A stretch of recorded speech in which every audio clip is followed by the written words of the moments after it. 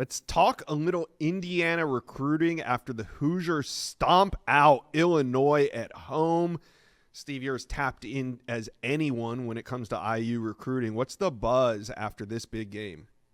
Well, Indiana has a definite schematic advantage nearly every time they step on the field. They're number 2 in the country in total offense, number 3 in the nation in total defense between Coach Cignetti, Coach Haynes, and Coach Shanahan.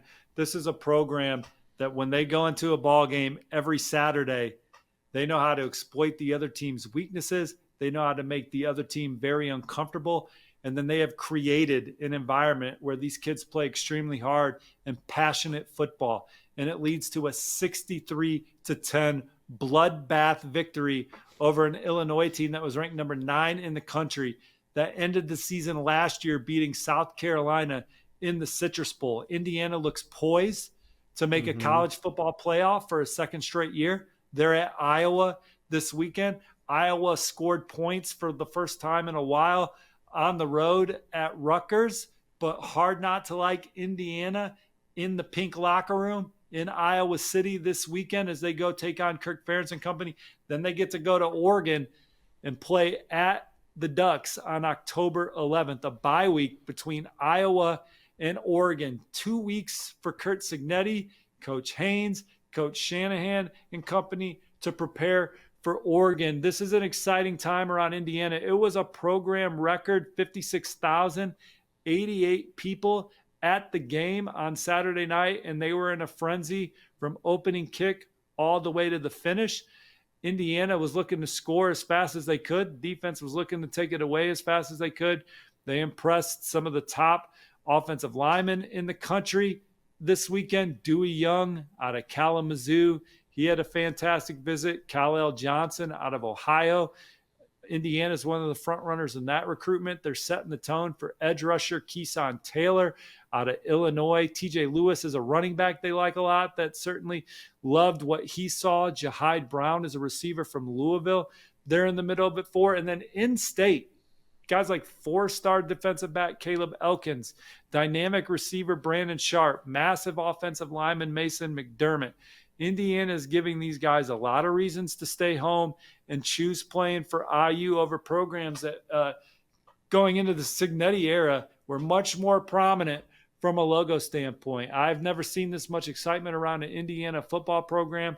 This is a coaching staff that's obviously on its P's and Q's, and they love getting after it on the recruiting trail too. And so they love evaluating and going out there and winning those recruiting battles. And these kind of performances are going to help the Hoosiers close strong and get off to a fast start in 2026 and maybe recruit a top 20 class. Yeah.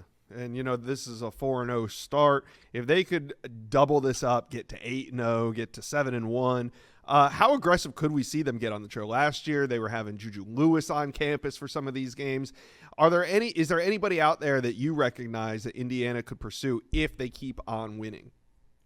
Well, obviously they had 5-star defensive lineman Jalen Brewster, the number 1 defensive lineman in the country, on campus this week. Now, he's going to commit October 4th. I expect him to go elsewhere, but it just kind of shows that Indiana is becoming a little more and more irrelevant with the blue chip recruit. But for Curt Cignetti, he doesn't care about that.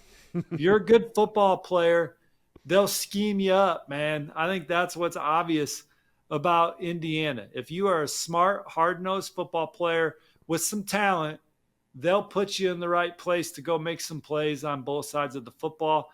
I think his record now at Indiana is 16-2, something like that. So Curt Cignetti going to a place where they've historically been awful, a doormat in the Big Ten, to now Oregon being like, we get a marquee game on our campus in 2 weeks or 3 weeks with the Hoosiers coming to town.